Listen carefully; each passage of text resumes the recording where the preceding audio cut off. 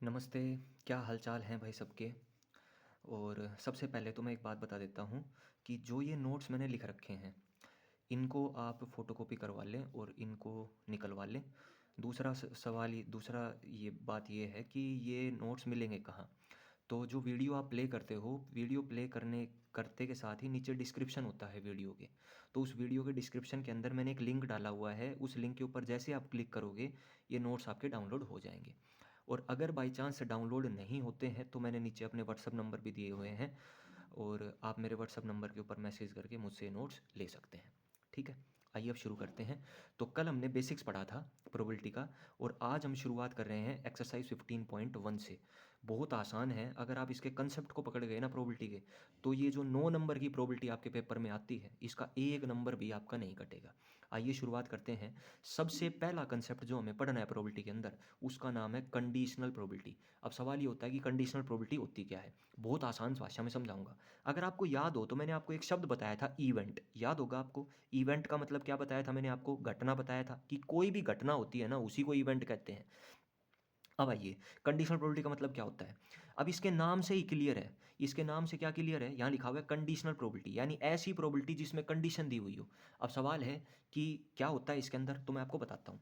Conditional probability तब लगेगी, यानी उस सवाल में आपको कंडीशनल प्रोबेबिलिटी लगानी है जब एक घटना घट चुकी हो, यानी एक घटना घट गई हो, खत्म हो चुकी हो, और दूसरी घटना की प्रोबेबिलिटी आपसे पूछी हो। मैं क्या कह रहा हूँ कि जब एक घटना तो घट चुकी हो, यानी एक घटना घट गई, खत्म हो चुकी है, और आपसे दूसरी घटना की प्रोबेबिलिटी पूछी हो। एक और बात मैं आपको बता देता हूँ, ऐसा नहीं है कि हर उस सवाल में कंडीशनल प्रोबेबिलिटी लग जाएगी जहाँ एक घटना घट चुकी है और दूसरी घटना की प्रोबेबिलिटी आपसे पूछी है। नहीं, इन दोनों घटनाओं के अंदर आपको एक बात और विशेष ध्यान देनी है, ये दोनों घटना एक दूसरे पर डिपेंड करेगी। कहने का मतलब क्या है कि पहली घटना का असर दूसरी घटना पर पड़ेगा। ये ध्यान रखना है। अगर समझ में नहीं आ रहा है कोई दिक्कत नहीं है, बिल्कुल नॉर्मल भाषा में अगर मैं आपको समझाऊं ना, केवल आप इतना याद रखें, कंडीशनल प्रोबेबिलिटी उस सवाल में लगेगी जहां एक घटना घट चुकी है और दूसरी घटना की प्रोबेबिलिटी आपसे पूछी है। जब हम सवाल करेंगे ना आपको बिल्कुल क्लियर हो जाएगा। फिलहाल आप डेफिनेशन याद रखें। अब सवाल ये आता है कि हम फॉर्मूला क्या लगाएंगे। तो फॉर्मूला क्या लगाएंगे वो ध्यान दें। देखो, ये मैंने लिखा है पी। पी का मतलब होता है प्रोबेबिलिटी। ए बटे बी है ये ए है, बीच में डंडा है। ये डंडा कौन सा है, भाग वाला डंडा है ये, ए बटे बी। जो बटे यानी कि डिवाइड वाला साइन है ये। ए बटे बी बराबर है ए इंटरसेक्शन बी की प्रोबेबिलिटी और बटे में प्रोबेबिलिटी ऑफ बी। आप कहेंगे सर ये क्या लिखा है, मैं आपको बताता हूँ। इसका मतलब क्या है, ए बटे बी का मतलब ये है कंडीशनल प्रोबेबिलिटी। अब ये कंडीशनल प्रोबेबिलिटी किसकी है, यानी कंडीशनल प्रोबेबिलिटी को फ्रैक्शन में लिखा जाता है। अब कैसे लिखा है हमने इसको, इसका मतलब क्या है वो समझते हैं। इसका मतलब है probability of A when probability of B is already happened. इसका मतलब ये है कि जो चीज ऊपर लिखी है ना उसकी प्रोबेबिलिटी आपको निकालनी है, और जो चीज नीचे लिखी है ये घटना घट चुकी है। कहने का मतलब क्या है, जो घटना घट चुकी होती है, सवाल में आपको पता लग जाएगा कौन सी घटना घट चुकी है और किसकी प्रोबेबिलिटी आपको बतानी है। तो मैं क्या कह रहा हूं, जो घटना घट चुकी है वो तो हमेशा नीचे लिखनी है, और जिस घटना की प्रोबेबिलिटी आपको बतानी है वो हमेशा आपको ऊपर लिखनी है। तो हमने क्या किया था, दो घटना हमने माननी है, पहली घटना ए है, दूसरी घटना बी है। बी घटना घट चुकी है तो जो घटना घट चुकी है वो नीचे आएगी, और जिस घटना की प्रोबेबिलिटी आपसे पूछी है वो हमेशा ऊपर आएगी। इसका फॉर्मूला क्या बनेगा, फॉर्मूला ये बनेगा probability of A intersection B. A intersection B की प्रोबेबिलिटी निकाल दो, और एक और चीज ध्यान दो, जो यहाँ नंबर नीचे होगा ना वही प्रोबेबिलिटी नीचे लिखनी है। यानी यहाँ नीचे क्या है बी, तो यहाँ क्या आएगा प्रोबेबिलिटी ऑफ बी। अब मान लो ये फॉर्मूला उल्टा हो जाए, कल को ये पूछे प्रोबेबिलिटी ऑफ बी बटे ए क्या होगी। अब बी बटे ए का मतलब क्या है, मैंने आपको अभी बताया, जो चीज नीचे लिखी है वो घटना घट चुकी है, यानी ये घटना घट के खत्म हो चुकी है, और जो ऊपर लिखी है उसकी प्रोबेबिलिटी आपको बतानी है। यानी इसका मतलब क्या है, मुझे बी की प्रोबेबिलिटी बतानी है और ए घटना जो है वो घट चुकी है। फॉर्मूला क्या बनेगा, सेम बनेगा। यहाँ भी अगर आप ध्यान देंगे तो probability of A intersection B था, यहाँ भी probability of A intersection B है। मैंने बताया था जो चीज़ यहाँ नीचे होगी वही नीचे यहाँ आएगी। यहाँ नीचे क्या है ए, तो यहाँ आएगा प्रोबेबिलिटी ऑफ ए। बस ये दो फॉर्मूले आपको इस्तेमाल करने हैं, कंडीशनल प्रोबेबिलिटी आपको बिल्कुल समझ में आ जाएगी अगर आपको ये दो बातें पता है। समझ गए होंगे मेरे ख्याल में। कहाँ लगेगी कंडीशनल प्रोबेबिलिटी, जहाँ एक घटना घट चुकी है और दूसरे की प्रोबेबिलिटी आपसे पूछी गई है। मेरे ख्याल में आप समझ गए होंगे इस बात को। अब हम बढ़ते हैं आगे, आइए चलते हैं। अब सबसे बड़ा सवाल आप लोगों का ये होगा, सर ये बात तो पता चल गई कि कंडीशनल प्रोबेबिलिटी होती क्या है, लेकिन हमें सवाल में ये पता कैसे चलेगा कि कौन सी घटना घट चुकी है और किसकी प्रोबेबिलिटी आपसे पूछी है। मैं दोनों बातें क्लियर कर देता हूं आपको, ध्यान दें।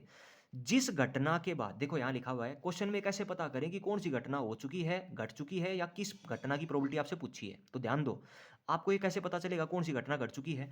तो जिस घटना के पहले if, so that, such that, given that, इन चार शब्दों में से अगर कोई भी शब्द आपको किसी भी घटना से पहले लगा मिल जाए, सवाल में मिलेगा आपको, जिस घटना से पहले इफ मिल जाए, इफ शब्द मिल जाए, सो दैट मिल जाए, सच दैट मिल जाए, या गिवन दैट मिल जाए, अगर इन चारों में से कोई भी शब्द किसी घटना से पहले लिखा हुआ है तो समझ जाना वो घटना घट चुकी है, यानी वो घटना घट के खत्म हो चुकी है। और जिस घटना से पहले वट लिखा हो, फाइंड लिखा हो, इसका मतलब उसकी प्रोबेबिलिटी आपको निकालनी है। मेरे ख्याल में आप दोनों बातें समझ गए होंगे कि कौन सी घटना घट चुकी है ये कैसे पता करेंगे, और किस घटना की प्रोबेबिलिटी निकालनी है ये कैसे पता करेंगे। तो मैंने दोनों बातें बता दी। जिस घटना से पहले if, so that, such that और गिवन दैट ये चार शब्द लिखे हुए हों, इसका मतलब समझ जाना वो घटना घट चुकी है, खत्म हो चुकी है। और जिस घटना से पहले वट या फाइंड लिखा हो, ऐसे शब्द लिखे हों, वट फाइंड हो गया, समझ जाना उसकी प्रोबेबिलिटी आपको बतानी है। अब आप ध्यान दें, ये फॉर्मूला जो है ना, ये 11वीं क्लास में आपने सेट में पढ़ा था, प्रोबेबिलिटी में भी पढ़ा था। क्या फॉर्मूला होता है, इस फॉर्मूले को याद रखिए। दोनों फॉर्मूले हैं, ये सेकंड वाला तो इंपॉर्टेंट नहीं है, लेकिन फर्स्ट वाला बहुत ज़्यादा इंपॉर्टेंट है, इसको हम काफ़ी सवालों में इस्तेमाल भी करेंगे। क्या है, अगर आपको ए यूनियन बी की प्रोबेबिलिटी बतानी है तो उसका फॉर्मूला होता है ए की प्रोबेबिलिटी, बी की प्रोबेबिलिटी और ए इंटरसेक्शन बी की प्रोबेबिलिटी को माइनस कर देना है। क्या बताया, अगर ए यूनियन बी की प्रोबेबिलिटी निकालनी है तो ए की प्रोबेबिलिटी लिखो, बी की प्रोबेबिलिटी लिखो, दोनों को जोड़ो और इनमें से किसकी प्रोबेबिलिटी को माइनस कर दो, ए इंटरसेक्शन बी की प्रोबेबिलिटी को माइनस कर दो, तो हमें किसकी प्रोबेबिलिटी मिल जाएगी, ए यूनियन बी की प्रोबेबिलिटी मिल जाएगी। अगला फॉर्मूला है कि अगर A union B union C की प्रोबेबिलिटी अगर निकालनी हो तो कैसे निकालेंगे, ए की प्रोबेबिलिटी जमा बी की प्रोबेबिलिटी जमा सी की probability minus A intersection B की probability minus B intersection B C की probability minus A intersection B की प्रोबेबिलिटी और प्लस में A intersection B intersection C की प्रोबेबिलिटी। तो ध्यान दें, ये सेकंड वाला फॉर्मूला आपके किसी भी सवाल में इस्तेमाल नहीं होगा, फिर भी मैंने लिख दिया है, पता होना चाहिए आपको। फर्स्ट वाला फॉर्मूला ही आपकी किताब में यूज हो रहा है, जितने भी सवाल आपके दिए हुए हैं उनमें केवल फर्स्ट फॉर्मूला लगेगा। मेरे ख्याल में यहाँ तक आप समझ गए होंगे। अब आइए हम एक एक करके सारे सवालों को पढ़ते हैं। सबसे पहले हम पहले सवाल की तरफ चलते हैं। यहाँ ए की प्रोबेबिलिटी 7/13 है, बी की प्रोबेबिलिटी 9/13 है, ए इंटरसेक्शन बी की प्रोबेबिलिटी 4/13 है, ए बटे बी की प्रोबेबिलिटी पूछी है। याद करें, ए बटे बी की प्रोबेबिलिटी पूछी है तो मैंने अभी फॉर्मूला बताया था आपको, ऊपर तो आती है हमेशा इंटरसेक्शन की प्रोबेबिलिटी और नीचे भाई हमेशा वो आएगा जो यहाँ नीचे लिखा होगा। यहाँ नीचे क्या लिखा है, बी, तो यहाँ क्या आएगा, probability of B. A intersection B का मान कितना दे रखा है, 4/13 और बी की प्रोबेबिलिटी कितनी दे रखी है, 9/13। 13 से 13 कट गया, उत्तर आ गया 4/9। तो पहला पार्ट समझ में आ गया होगा सभी को। दूसरे में बढ़ते हैं। ए की प्रोबेबिलिटी दे रखी है 0.5, बी की प्रोबेबिलिटी दे रखी है 0.6, ए यूनियन बी की प्रोबेबिलिटी दे रखी है ये, ए बटे बी और बी बटे ए, ये दोनों की प्रोबेबिलिटी मुझसे पूछी है। अब ध्यान दें, अगर मैं ए बटे बी का फॉर्मूला लगाता हूं तो मुझे पता है ऊपर तो आएगी ए इंटरसेक्शन बी की प्रोबेबिलिटी और नीचे हमेशा वो आएगा जो यहाँ नीचे लिखा है। यहाँ नीचे क्या है, बी। अब ध्यान दो, मेरे पास प्रोबेबिलिटी ऑफ बी कितनी है, 0.6, लेकिन मेरे पास इंटरसेक्शन की प्रोबेबिलिटी नहीं है। मेरे पास किसकी प्रोबेबिलिटी दे रखी है, यूनियन की दे रखी है। यूनियन की दे रखी है, ए की दे रखी है, बी की दे रखी है, इंटरसेक्शन नहीं दे रखी। ये वैल्यू मैं तभी बता सकता हूं जब मेरे पास इंटरसेक्शन की प्रोबेबिलिटी हो। तो ये कैसे निकालेंगे, थोड़ी देर पहले एक फॉर्मूला बताया था, ध्यान करो, ये रहा, ए यूनियन बी की प्रोबेबिलिटी, ए की प्रोबेबिलिटी जमा बी की प्रोबेबिलिटी घटा ए इंटरसेक्शन बी की प्रोबेबिलिटी। इस फॉर्मूले को हम अप्लाई कर देंगे। अप्लाई करने से क्या फायदा होगा, यूनियन की प्रोबेबिलिटी 0.8 दे रखी है, यहाँ धर दो, ए की प्रोबेबिलिटी 0.5 दे रखी है, यहाँ धर दो, बी की प्रोबेबिलिटी 0.6 दे रखी है, यहाँ धर दो। आप बताओ क्या इसकी प्रोबेबिलिटी निकल जाएगी कि नहीं निकल जाएगी। जैसे इसकी प्रोबेबिलिटी निकली मैं यहाँ धर दूंगा, बी की प्रोबेबिलिटी मेरे पास 0.6 दे रखी है, बताओ क्या ए बटे बी का मान आ जाएगा कि नहीं आ जाएगा। वही किया है हमने, यहाँ ध्यान दे, हमने यहाँ पर अगर आप ध्यान देंगे तो देखिए ध्यान से क्या किया है हमने, ए यूनियन बी की प्रोबेबिलिटी कितनी है, 0.8, ए की प्रोबेबिलिटी कितनी है, 0.5 और इसकी प्रोबेबिलिटी कितनी है, 0.6 और घटा प्रोबेबिलिटी ऑफ इंटरसेक्शन बी। दोनों का जोड़ करेंगे तो 1.1 आएगा, इधर 0.8 है, इसको इधर ले जाएंगे तो माइनस का 0.3 बचेगा, यहाँ भी माइनस है, माइनस से माइनस कट गया, ए इंटरसेक्शन बी का मान 0.3 आ गया। अब मुझे क्या बताना था, ए बटे बी का मान बताना था। इसका फार्मूला होता है probability of A intersection B बटे प्रोबेबिलिटी ऑफ बी। इंटरसेक्शन का मान 0.3 आया है, बी की प्रोबेबिलिटी 0.6 है, तो पॉइंट हटाएंगे तो ऊपर नीचे 10 लगाएंगे, कट के उत्तर 1/2 आ जाएगा। अब मुझे बी बटे ए भी बताना था, तो भाई बी बटे ए बताना है तो ऊपर तो इंटरसेक्शन की प्रोबेबिलिटी आएगी, लेकिन नीचे क्या आएगा, जो नीचे यहाँ लिखा है वही नीचे यहाँ आएगा। इंटरसेक्शन का मान 0.3, ए की प्रोबेबिलिटी कितनी है, 0.5, दोनों को 10 से भाग कर दे, मतलब पॉइंट हटाएंगे तो 10 लगाएंगे, 3/5 हमारे पास उत्तर आ जाएगा। मेरे ख्याल में आप सभी लोग इसको समझ गए। नेक्स्ट में बढ़ते हैं हम। अगले क्वेश्चन में यहाँ ध्यान देंगे तो प्रोबेबिलिटी ऑफ नोट ए बराबर दे रखा है 0.7, प्रोबेबिलिटी ऑफ बी दे रखा है 0.7, प्रोबेबिलिटी ऑफ बी बटे ए दे रखा है 0.5। मुझसे पूछा है ए बटे बी का मान क्या होगा और ए यूनियन बी की प्रोबेबिलिटी क्या होगी। ध्यान दें, सबसे पहले तो जो वैल्यू दे रखी है ना इनका इस्तेमाल करें आप। प्रोबेबिलिटी ऑफ नोट ए, अब ध्यान दो नोट ए का मतलब है ये ए के ना होने की प्रोबेबिलिटी है। आप एक बात बताओ, अगर आपको याद हो तो मैंने बेसिक में आपको एक फॉर्मूला बताया था कि किसी भी घटना के होने की प्रोबेबिलिटी प्लस किसी भी घटना के ना होने की प्रोबेबिलिटी का जोड़ हमेशा 1 के बराबर होता है। बताया था कि नहीं बताया था? तो अगर मुझे ए की प्रोबेबिलिटी यहाँ पर चाहिए तो मैं कैसे निकालूंगा, इस फॉर्मूले का इस्तेमाल कर दूंगा। नोट ए की प्रोबेबिलिटी कितनी दे रखी है 0.7, ए की प्रोबेबिलिटी ये हो गई, इधर 1 है ये इधर जाएगा घट जाएगा, उत्तर आ जाएगा 0.3, यानी ए की प्रोबेबिलिटी कितनी निकल के आ जाएगी 0.3। तो मेरे पास ए की प्रोबेबिलिटी आ गई। अब अगली चीज़ देखो आपको क्या दे रखी है, मेरे पास b बटे ए का मान दे रखा है। अगर b बटे ए का मान दे रखा है तो भाई मैं फार्मूला भी b बटे ए वाला ही लगाऊंगा। तो इसका फार्मूला क्या होता है, ऊपर a इंटरसेक्शन b की प्रोबेबिलिटी आती है, नीचे प्रोबेबिलिटी ऑफ a आती है, यानी ये वैल्यू क्या इसके बराबर होती है कि नहीं। तो मैं इसकी जगह ये धर सकता हूँ कि नहीं धर सकता, क्योंकि इसका फार्मूला ये होता है और इसका मान 0.5 है तो इधर भी 0.5 ही आएगा। अब आप एक बात बताओ, क्या a की प्रोबेबिलिटी आपने निकाली है कि नहीं निकाली है, 0.3 मैं यहाँ धर दूंगा, ये इसके साथ क्रॉस में गुणा होगा तो क्रॉस में गुणा होते के साथ इसका उत्तर 0.15 आ जाएगा। तो क्या मेरे पास ए इंटरसेक्शन बी की प्रोबेबिलिटी निकल के आ गई कि नहीं आ गई, आ गई भाई। अब मुझे क्या बताना था, प्रोबेबिलिटी ऑफ ए बटे बी बतानी थी। कैसे निकालूंगा, ऊपर तो आएगी इंटरसेक्शन की प्रोबेबिलिटी और इंटरसेक्शन भाई मैंने अभी अभी निकाली है 0.15, और नीचे जो नाम यहाँ है वही नाम यहाँ आएगा। तो प्रोबेबिलिटी ऑफ बी की प्रोबेबिलिटी कितनी दे रखी है 0.7, ऊपर नीचे इसका पॉइंट हटाएंगे तो नीचे 100 लगेगा, इसका पॉइंट हटाएंगे तो ऊपर 10 लगेगा, सोल्व करने पर उत्तर 15/70 आ जाएगा। समझ गए, आगे बढ़ते हैं हम। अब अगली चीज इसने एक चीज और पूछ रखी थी मुझसे कि ए यूनियन बी की प्रोबेबिलिटी बताओ। तो भाई अभी थोड़ी देर पहले याद करो, ए यूनियन बी की प्रोबेबिलिटी निकालने का क्या मैंने ये फॉर्मूला बताया था कि नहीं बताया था आपको। ए की प्रोबेबिलिटी 0.3 है, बी की प्रोबेबिलिटी ये और इंटरसेक्शन की ये है, सोल्व करने पर उत्तर 0.85 आ जाएगा। समझ गए यहाँ तक? अब हम आगे बढ़ते हैं, अगले क्वेश्चन में देखें, नेक्स्ट क्वेश्चन में चलते हैं। ये कह रहा है ये डाई इज रोल, हमने एक डाइस को फेंका है, if the outcome is an even number what is the probability that it is a prime number. आप कहोगे जी समझ में नहीं आया, समझ में आएगा, ध्यान दें। सबसे पहले तो आपको करना क्या है, आपको सवाल को पढ़ना है और ये देखना है कि सिक्का उछड़ा है या डाइस उछड़ा है, और उसको देखने के बाद आपको सैंपल स्पेस को लिखना है। सैंपल स्पेस क्या होता था मैंने आपको बताया था, आउटकम को एक सेट में बंद कर दो, वही हमारा सैंपल स्पेस होता है। तो एक बात बताओ, ये डाइस इज रोल्ड, जब आप एक डाइस को फेंकोगे तो आउटकम कितने होते हैं भाई, 6 होते हैं। या तो 1 मिलेगा या 2 मिलेगा या 3 मिलेगा या 4 मिलेगा या 5 मिलेगा या 6 मिलेगा। अगर इन आउटकम को हम एक सेट में बंद कर देंगे तो सैंपल स्पेस मेरा एस बन जाएगा कि नहीं। तो सैंपल स्पेस मेरा आ गया 1 2 3 4 5 और 6, ये मेरा सैंपल स्पेस बन गया। अब आप याद करो, थोड़ी देर पहले मैंने आपको बताया था इस सवाल में 2 घटना मिलेगी, एक घटना तो घट चुकी होगी और दूसरी घटना की आपको प्रोबेबिलिटी पूछी होगी। और मैंने बताया था कि पहचान कैसे करेंगे, तो जिस घटना से पहले if, so that, such that और गिवन दैट, इन चारों में से अगर कोई भी शब्द किसी घटना से पहले है तो समझ लेना वो घटना घट चुकी है। ध्यान दो, यहाँ एक शब्द लिखा हुआ है मेरे भाई, इफ लिखा हुआ है कि नहीं लिखा हुआ है, तो इफ के बाद जो भी लाइन लिखी हुई है ना, ये समझ लो ये घटना घट चुकी है। इसका मतलब the outcome is an even number, यानी हमने डाइस को फेंका होगा और फेंकने के बाद हमें इवन नंबर मिल चुका है, यानी इवन नंबर आ चुका है। और अब जो वट के बाद लिखा है इसका मतलब उस घटना की प्रोबेबिलिटी मुझे बतानी है। यही तो कहा था कि जो वट और फाइंड के बाद जो चीज लिखी होगी उस घटना की प्रोबेबिलिटी हमें निकालनी है। वट के बाद क्या लिखा है, what is the probability that it is a prime number. ध्यान दे, इसने कहा है कि इसने एक डाइस को फेंका है, फेंकने के बाद इसको इवन नंबर तो मिल चुका है, इफ के बाद जो घटना होती है वो घटना घट चुकी है, मतलब इवन नंबर आ चुका है।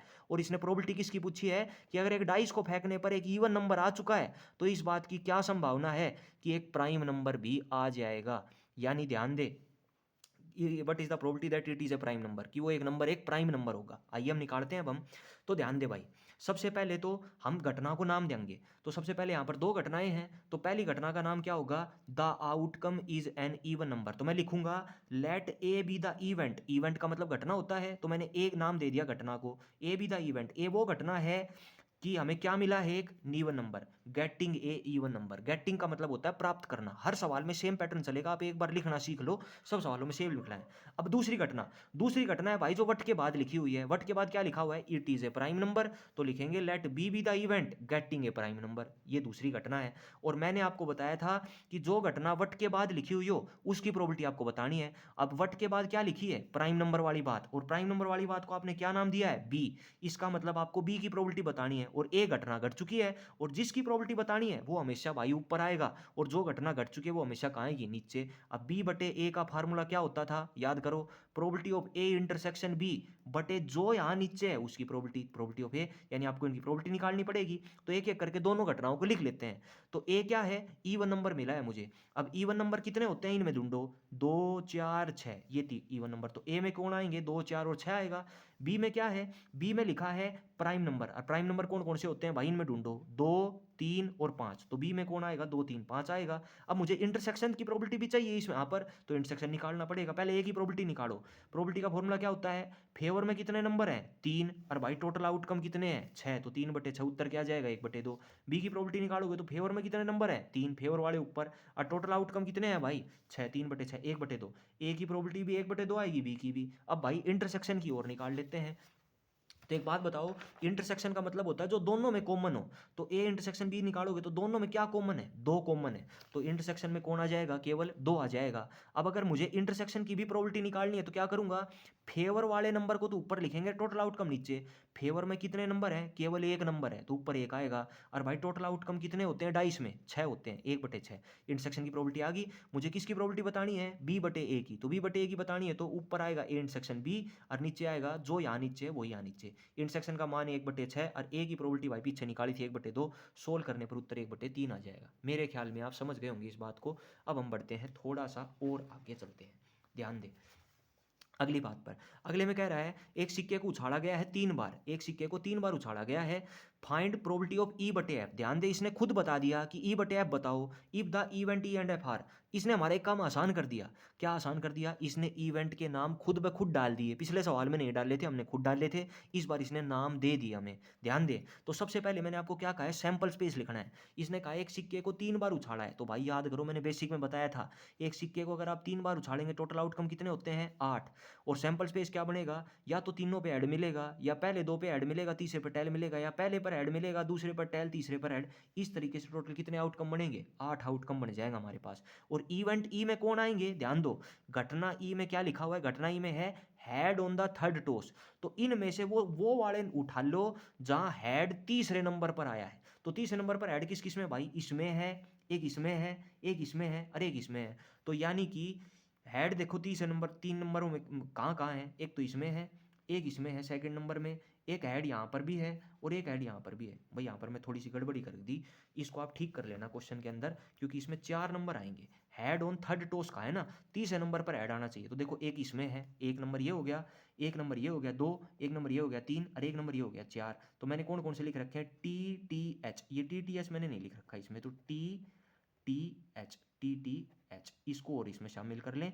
तो यहाँ पर उत्तर 4 बटे 8 हो जाएगा, क्योंकि फेवर में कितने नंबर, 4, और भाई टोटल आउटकम कितने हैं, 8। 4 बटे 8 काटेंगे तो उत्तर क्या आएगा, 1 बटे 2 उत्तर आ जाएगा यहाँ पर। ठीक है, तो इसको आप ठीक कर लेना अपने नोट्स के अंदर। अब इवेंट ऐप में चलो, ऐप में चलेंगे तो क्या ऐप में क्या है, ऐप में कहा है had on the first 2 toss. यानी ऐप में वो वाले लेने हैं जहां हैड पहले 2 नंबर पे आया है। तो भाई सैंपल स्पेस में जाओ, जहां हैड पहले 2 नंबर पर है ना, वो सारे ऐप में चले जाएंगे। तो पहले 2 नंबर पे कहाँ कहाँ है, इन दोनों में है, इन दोनों में है, और कहाँ है, और कहीं नहीं है। तो केवल 2 नंबर हैं जिनमें ऐड पहले 2 नंबर पर आया है। तो इन दोनों को उठा लिया तो ऐप में 2 नंबर आएंगे। अगर मैं ऐप की प्रोबेबिलिटी बताऊंगा तो कैसे बताऊंगा, मेरे फेवर में कितने नंबर हैं, 2, और टोटल आउटकम कितने हैं भाई, 8।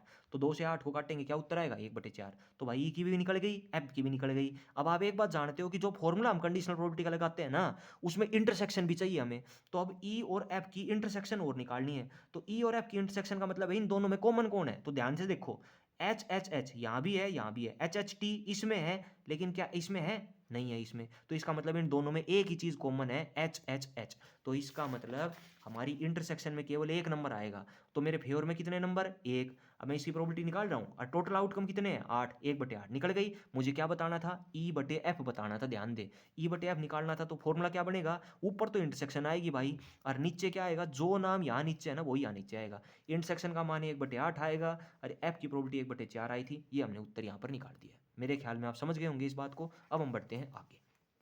सेकंड क्वेश्चन इसी का दे रखा है, ये इसी क्वेश्चन में सेकंड पार्ट दे रखा है। बस क्या फर्क है, इसने इवेंट्स को चेंज कर दिया। यहाँ ई और एफ इसने अलग अलग कर दिए। पिछले सवाल में ई और एफ अलग थे, लेकिन सैंपल स्पेस वही है। सिक्के 3 बार उछड़े हैं, और सैंपल स्पेस हमारा ये बनेगा। टोटल आउटकम हमारे पास 8 हो गए। अब बनाते हैं इसको। इवेंट ई में क्या दे रखा है, एट लीस्ट 2 ऐड दे रखा है। देखो भाई, एटलीस्ट का मतलब होता है कम से कम दो ऐड चाहिए, यानी कम से कम तो दो चाहिए, ज़्यादा ज़्यादा कितने भी हो सकते हैं। जैसे आपने देखा होगा, अगर आप कहीं पर जाएं, मान लो सब्जी लेने के लिए हम जाते हैं दुकान पर, और हमारे घर वालों ने ये कह दिया कि भाई सब्जी लेके आनी है, और वो सब्जी कितनी लेके आनी है, जैसे मान लो कह दिया कि भाई कम से कम 1 किलो आलू ले आना। इसका मतलब ये है कि भाई कम से कम तो 1 किलो तो लाने लाने हैं, ज़्यादा ज़्यादा तुझे कितने भी मिले वो ले आना। इसका मतलब कम से कम पर तो पाबंदी है, लेकिन ज़्यादा से ज़्यादा पर भाई बिल्कुल भी पाबंदी नहीं है। इसका मतलब कम से कम हम कितने ऐड ले सकते हैं, 2, और ज़्यादा ज़्यादा कितने ले सकते हैं, 3 ले सकते हैं। तो एटलीस्ट 2 ऐड में 2 ऐड वाले आएंगे और 3 ऐड वाले भी आएंगे। तो ध्यान दो, ई इवेंट के अंदर जिनमें 2 ऐड है और जिनमें 3 ऐड है वो सारे उठा लिए, तो ई इवेंट में ये आ जाएंगे जिनमें 2 ऐड और 3 ऐड है, तो ये आ गए। अब एफ में आ जाओ। एफ में कहा है at most 2 add. At most का मतलब होता है ज्यादा से ज्यादा 2, यानी यहां पर पाबंदी कर दी ज्यादा से ज्यादा 2, यानी मैक्सिमम आप 2 पे जा सकते हो, कम से कम आप कितने पर भी आ जाओ। यानी यहां ज्यादा से ज्यादा पर पाबंदी है, कम से कम पर पाबंदी नहीं है। तो यहां पर जिनमें 2 ऐड होगा वो भी लेने हैं, जिनमें 1 ऐड होगा वो भी लेने हैं, और जिसमें 0 ऐड होगा ना वो भी लेने हैं। तो एफ इवेंट में कौन आ जाएंगे, ये सारे आ जाएंगे। तो अब हम इनकी प्रोबेबिलिटी निकालते हैं भाई। तो अगर मैं ई की प्रोबेबिलिटी निकालूंगा तो क्या निकलेगी, 1 2 3 4, मेरे फेवर में कितने नंबर हैं, 4। तो ई की प्रोबेबिलिटी क्या होगी, 4/8 हो जाएगी, यानी 1/2 हो जाएगी। अगर हम एफ की प्रोबेबिलिटी देखें तो कितनी निकलेगी, 1 2 3 4 5 6 7, 7 मेरे फेवर में है और टोटल आउटकम 8 है। तो प्रोबेबिलिटी कितनी हो जाएगी, 7/8 हो जाएगी। अब मुझे इंटरसेक्शन भी चाहिए भाई, तो इंटरसेक्शन में ढूंढो इन दोनों में कॉमन क्या है। तो इन दोनों में कॉमन ये 3 नंबर कॉमन है जो तीनों दोनों में आ रहे हैं ई और एफ में। तो इंटरसेक्शन की प्रोबेबिलिटी कैसे निकालोगे, मेरे फेवर में कितने नंबर हैं, 3, और टोटल आउटकम कितने होते हैं मेरे भाई, 8। सोल्व हो गया, बस उत्तर निकल गया। अब मुझे किसकी प्रोबेबिलिटी बतानी थी, आप शुरुआत में सवाल को पढ़ो, इसने पूछी थी ई/एफ। तो भाई ई/एफ की प्रोबेबिलिटी बताओगे तो फॉर्मूला क्या लगेगा, इंटरसेक्शन के ऊपर और जो नीचे यहाँ पर है वो नीचे यहाँ पर। इंटरसेक्शन की प्रोबेबिलिटी थी 3/8 और एफ की प्रोबेबिलिटी क्या थी भाई, 7/8। सोल्व करने पर उत्तर 3/7 आ जाएगा मेरे पास। मेरे ख्याल में आप समझ गए होंगे। अब हम आते हैं अगले पर। अगला क्वेश्चन भी इसी का ही है, यानी इसी का ही थर्ड पार्ट है। Same sample space, same to same यही रहेगा, 3 सिक्के उछलेंगे, टोटल आउटकम 8 होंगे। बस से अलग क्या हुआ है, अलग हुआ है ई और एफ इसने चेंज कर दिए, इवेंट बदल दिए। अब ई में क्या है, एट मोस्ट 2 टेल, मैंने अभी बताया। एट मोस्ट का मतलब होता है भाई ज्यादा से ज्यादा पर पाबंदी है, कम से कम पर पाबंदी नहीं है। यानी ज्यादा से ज्यादा 2 टेल ले सकते हो, कम से कम कितने ले सकते हैं, कम से कम भाई 0 ले सकते हैं। तो इसमें कौन कौन आएंगे, 2 टेल वाले, जिनमें 2 टेल है वो भी उठ जाएंगे ई में, जिनमें 1 टेल है वो भी चला जाएगा, और भाई जिसमें 0 टेल है ना वो भी चले जाएंगे। तो ई में कौन कौन आएंगे, 2 टेल वाले, 1 टेल वाले और 0 टेल वाले। तो सैंपल स्पेस में से जिनमें 2 टेल है वो भी धर दो, 1 टेल है वो भी धर दो, और जिसमें 0 है वो भी धर दो। तो ये ई बन गया। ई की प्रोबेबिलिटी निकालोगे तो भाई फेवर में कितने नंबर, 7, और टोटल आउटकम कितने हैं हमारे पास, 8, 7/8 हो जाएगा। अब एफ की निकालते हैं। एफ में क्या लिखा है, एट लीस्ट 1 टेल, ध्यान दे एट लीस्ट आ गया। एट लीस्ट का मतलब कम से कम 1 टेल चाहिए, यानी पाबंदी किस पर है, कम से कम पर पाबंदी है, ज्यादा से ज्यादा पर पाबंदी नहीं है। तो कम से कम तो कितना ले सकते हो, 1, और ज्यादा ज्यादा कितना ले सकते हैं, कितना भी ले सकते हैं भाई, क्योंकि ज्यादा ज्यादा पर पाबंदी नहीं है। इसका मतलब इसमें 1 टेल वाला भी लेना है, 2 टेल वाला लेना है, और मैक्सिमम कितना ले सकते हो, 3 टेल वाला। तो एफ में कौन आएंगे, जिनमें 1 टेल है वो भी आएगा, जिसमें 2 टेल है वो भी आएगा, और भाई जिसमें 3 टेल है वो भी आएंगे। तो एफ में कौन आ जाएंगे, ये सारे नंबर आ जाएंगे। समझ गए, कहां से देख के लिखने हैं, सैंपल स्पेस में से देख के लिखने हैं, समझ गए। तो एफ की प्रोबेबिलिटी क्या होगी, फेवर में कितने नंबर, 7, और टोटल आउटकम कितने हैं भाई, 8। एफ की प्रोबेबिलिटी आ गई। अब अगला काम क्या होता है, इंटरसेक्शन निकालनी पड़ती है। दोनों में कॉमन ढूंढो भाई कौन है, तो दोनों में कॉमन ये आएंगे। तो कितने नंबर हो गए टोटल, 6। तो मेरे फेवर में कितने नंबर, 6, और टोटल आउटकम कितने हैं, 8। तो इंटरसेक्शन की प्रोबेबिलिटी क्या होगी भाई, 3/4। और हमें हर पार्ट में क्या निकालना है, ई/एफ की प्रोबेबिलिटी बतानी है। तो ई/एफ की प्रोबेबिलिटी बताओगे, फॉर्मूला क्या होगा, इंटरसेक्शन की प्रोबेबिलिटी ऊपर और नीचे क्या है, एफ, तो एफ की प्रोबेबिलिटी नीचे। इसकी वैल्यू 3/4 और इसकी 7/8 है। सोल्व करने पर उत्तर क्या आएगा, 6/7। मैं उम्मीद कर रहा हूँ आप लोग समझ रहे होंगे। आगे बढ़ते हैं, अगले क्वेश्चन में चलते हैं। क्वेश्चन नंबर 5 को देखते हैं। देखिए ध्यान दे, ये कह रहा है 3 सिक्के उछाले हैं, ध्यान दे भाई, दोबारा से सेम टू सेम 3 सिक्कों का केस आ गया। 3 सिक्के उछाले हैं और मुझसे पूछ रहा है find the probability that they all are tail if at least one of the coin shows a tail. अब यहाँ फिर एक दिक्कत फंस गई, यहाँ हमें खुद नाम देना पड़ेगा इवेंट्स का, क्योंकि उसने नाम नहीं दिया। पिछले सवाल में तो नाम डाल रखा था, यहाँ नाम नहीं डाल। तो पहला काम क्या करेंगे, मैंने आपको क्या बताया था, सबसे पहला काम है सैंपल स्पेस लिखेंगे भाई सवाल में। अगर 3 सिक्के उछले हैं तो टोटल आउटकम कितने होते हैं, 8, और सैंपल स्पेस क्या बनेगा, ये बनेगा। पीछे वाले सवाल में किया है हमने, ये बन गया। अब ध्यान दो, अब सवाल है सर घटनाओं का क्या नाम देना है। तो मैंने आपको बताया था भाई घटना मिलेगी 2, अगर दो घटना मिलेगी तो आप कहोगे जी कौन सी घटना क्या है, पता कैसे करेंगे? मैंने बताया था जो घटना फाइंड या वट के बाद लिखी हो उसकी प्रोबेबिलिटी तो आपको निकालनी है, और जो घटना इफ, सो दैट और सच दैट के बाद लिखी हो या गिवन दैट के बाद लिखी हो उस वो घटना घट चुकी है। अब ध्यान दे, यहाँ पढ़ें, यहाँ फाइंड शब्द मिला कि नहीं मिला? फाइंड के बाद जो बात लिखी है ना इसका मतलब उसकी प्रोबेबिलिटी आपको बतानी है। और ध्यान दे क्या यहाँ पर इफ शब्द मिला कि नहीं मिला भाई? तो इफ के बाद जो बात लिख रखी है ना इसका मतलब ये घटना घट चुकी है। तो मुझे पता लग गई दोनों घटना कौन कौन सी है। फाइंड के बाद जो है ना उसको घटना नंबर ए मान लो, अब किसी को भी ए मान लो किसी को बी मान लो, कोई फर्क नहीं पड़ता, चाहे इसको ए कह दो चाहे इसको ए कह दो चाहे इसको बी कह दो चाहे इसको बी कह दो, कोई फर्क नहीं पड़ता। तो पहली घटना कौन है? दे ऑल आर टेल, तो ये तो पहली घटना हो गई। और दूसरी घटना कौन है? जो इफ के बाद लिखे, इफ के बाद क्या लिखा है?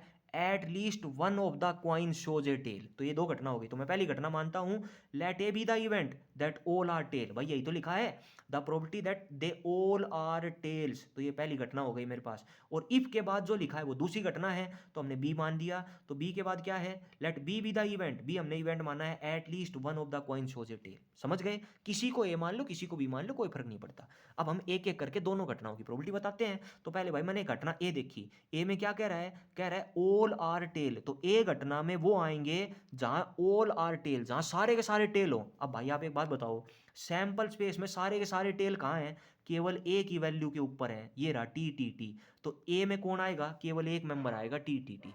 अगर मैं कहूँ भाई ए की प्रोबेबिलिटी क्या होगी, तो मेरे फेवर में कितना नंबर है? एक। और भाई टोटल आउटकम कितने हैं ये? 8, तो 1/8 खत्म हो गया कि नहीं हो गया? अब बी में आ जाओ भाई, बी में क्या कह रहा है? बी में क्या लेना है? At least one of the coin shows a tail, सिक्के कितने थे? 3, ये कह रहा है एट लीस्ट कम से कम एक सिक्के पर तो टेल आए आए, ज्यादा ज्यादा कितने पर भी आ सकता है, क्योंकि यहां ध्यान दे पाबंदी किस पर है? कम से कम पर पाबंदी है, ज्यादा ज्यादा पर पाबंदी नहीं है भाई।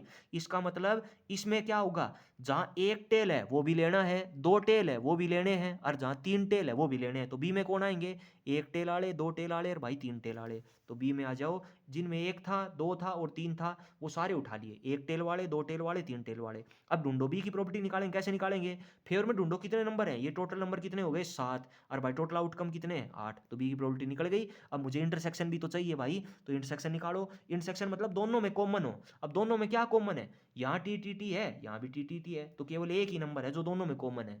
तो इसका मतलब फेवर में कितने नंबर? 1, और बाई टोटल आउटकम कितने? 8, तो इंटरसेक्शन की प्रोबेबिलिटी 1/8 आ गई कि नहीं?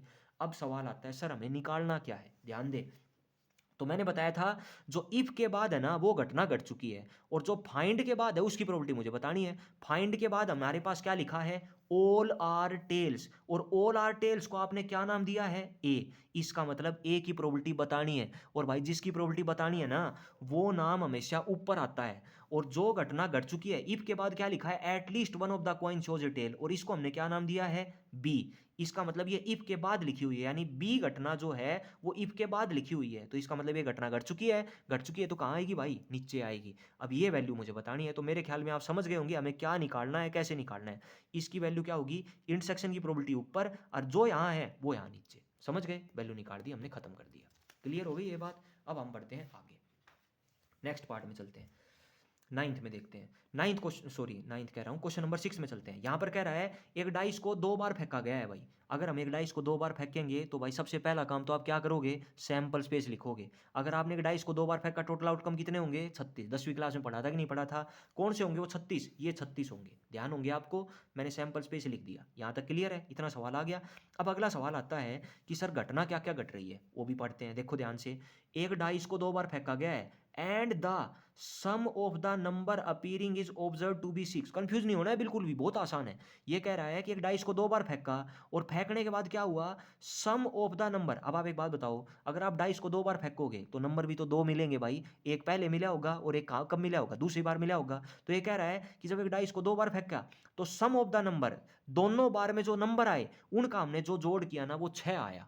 समझ गए? यानी ये घटना घट चुकी है। आप कहोगे जी हमें कैसे पता चलेगा, यहाँ तो इफ शब्द नहीं लिखा हुआ, तो ये पता लगेगा आपको। अब आगे पढ़ो आप, आगे कह रहा है what is the conditional probability. यहां ध्यान दो, क्या वट शब्द लग गया कि नहीं लग गया भाई? और वट के बाद जो भी चीज लिखी होती है इसका मतलब उसकी प्रोबेबिलिटी मुझे बतानी है। इसका मतलब इस वट के बाद जो लाइन लिखी होगी ना वो घटना मुझे बतानी है, उसकी प्रोबेबिलिटी मुझे निकालनी है। और जो वट से पहले बच गया ना ये सारा सौदा, इसका मतलब ये घटना घट चुकी है। समझ गए आप मेरी बात को? अब ध्यान दो क्या कहा है, what is the conditional probability that the number 4 has appear at least one. ये कह रहा है कि इस बात की क्या संभावना है कि नंबर 4 कम से कम एक बार तो आया ही आया हो। एट लीस्ट वंस लिखा है यानी कम से कम एक बार आया हो। ज़्यादा ज़्यादा कितनी बार भी आ सकता है। अब ज़्यादा ज़्यादा कितनी बार आ सकता है भाई, 2 बार आ सकता है। कंफ्यूज ना हो, पहले नाम देते हैं फिर मैं आपको निकाल के दिखाता हूँ। तो भाई सबसे ध्यान दो, पहली घटना, ए डाई इज थ्रो ट्वाइस, इसको तो छोड़ दो यहाँ तक। अब यहाँ से पढ़ो, the sum of the number appearing is to observe to be 6। ये घटना नंबर पहली हो गई। तो लिख दो, let A be the event that the sum of the number appearing is observe to be 6, लिख दिया। अब वट के बाद जो शब्द लिखा है ना, what is the conditional probability, इस लाइन को यहां तक छोड़ दो। आगे जो लिखा है the number 4 has appear at least one, ये घटना नंबर दूसरी हो गई। Let B be the event the number 4 has appear at least one. एक एक करके दोनों की प्रोबेबिलिटी निकालते हैं। पहली घटना क्या कह रही है, ए की प्रोबेबिलिटी निकालते हैं। Sum of the number appearing is observe to be 6, यानी जोड़ 6 होना चाहिए। भाई सैंपल स्पेस में से वो जोड़े उठा लो जिनका जोड़ 6 बनता हो। तो मैंने यहाँ पर बता दिया, ये मैंने ये सारे नहीं लिखे हैं, डैश लगा रखा है।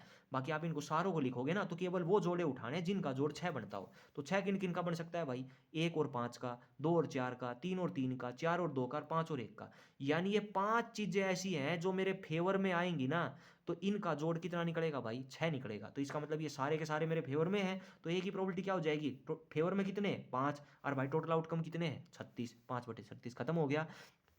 बी में कौन से लेने हैं, बी में कह रहा है, बी वो घटना है number 4 has appear at least once, यानी 4 जो है ना वो एट लीस्ट वन, कम से कम एक बार तो आया ही आया हो। इसका मतलब आपने डाइस को 2 बार फेंका है, तो 4 कम से कम एक बार तो आया ही आया हो। ज़्यादा ज़्यादा कितनी बार आ सकता है, क्योंकि पाबंदी कम से कम पर है, ज़्यादा ज़्यादा पर पाबंदी नहीं है। इसका मतलब एक डाइस पर तो 4 मिलेगा ही मिलेगा, ज़्यादा ज़्यादा कितने पर मिल सकता है। तो इसका मतलब भाई इसमें एक बार 4 आया हो वो भी लेने हैं, और जिसमें 2 बार 4 आया हो ना वो भी लेने हैं। तो 4 1, 4 2, 4 3, 4 4, 4 5, 4 6, 1 4, 2 4, 3 4, 5 4, 6 4, ये सारे आ जाएंगे। क्योंकि उसने कहा है कि कम से कम आपने डाइस को 2 बार फेंका है तो कम से कम एक बार तो 4 आया ही आया हो। एटलीस्ट लिख दिया, इसका मतलब कम से कम एक बार। और भाई ज़्यादा ज़्यादा कितनी बार भी आ सकता है, एटलीस्ट वंस लिखा है, तो ज़्यादा ज़्यादा कितनी बार आ सकता है, 2 ही बार आ सकता है, क्योंकि हमने डाइस को फेंका ही 2 बार है। तो इसमें एक बार 4 आया है वो भी लेने हैं, और 2 बार 4 आया है ना वो भी लेने हैं। तो भाई फेवर में गिन लो कितने हो गए, 1 2 3 4 5 6 7 8 9 10 11। भाई फेवर में हो गए 11 नंबर। इसका मतलब फेवर में 11 और टोटल कितने हैं, 36। अब अगला काम है भाई इंटरसेक्शन की प्रोबेबिलिटी बताना। इंटरसेक्शन में देख लो दोनों में कॉमन कौन है, तो भाई ए और बी में कॉमन ढूंढ लेना। तो केवल ये 2 नंबर कॉमन है, 2 4 और 4 और 2। तो फेवर में कितने, 2, और भाई टोटल आउटकम कितने, 36। तो ए इंटरसेक्शन बी की प्रोबेबिलिटी क्या आ जाएगी, 1/18। अब आप कहोगे जी बतानी किसकी है, तो मैंने कहा था भाई जो शब्द वट के बाद लिखा है ना, जो घटना वट के बाद लिखी है उसकी प्रोबेबिलिटी आपको बतानी है। तो वट के बाद कौन सी घटना है, एट लीस्ट वंस वाली है, और इसका क्या नाम दे रखा है आपने, बी, मतलब बी की प्रोबेबिलिटी बतानी है। और जिसकी बतानी होती है वो ऊपर होता है, और जो घटना घट चुकी होती है वो कहाँ आती है भाई, नीचे। इसका मतलब मुझे यहाँ पर B/A बताना है। तो ऊपर आएगा इंटरसेक्शन बी, और भाई नीचे क्या आएगा, ए की प्रोबेबिलिटी। इतनी बात क्लियर हो गई, दोनों की वैल्यू यहाँ पर आप लिख देना। समझ गए यहाँ तक। अब अगले जो क्वेश्चन बच गए हैं उनको हम नेक्स्ट वीडियो में करते हैं, क्योंकि वीडियो काफ़ी लंबी हो गई है, ठीक है।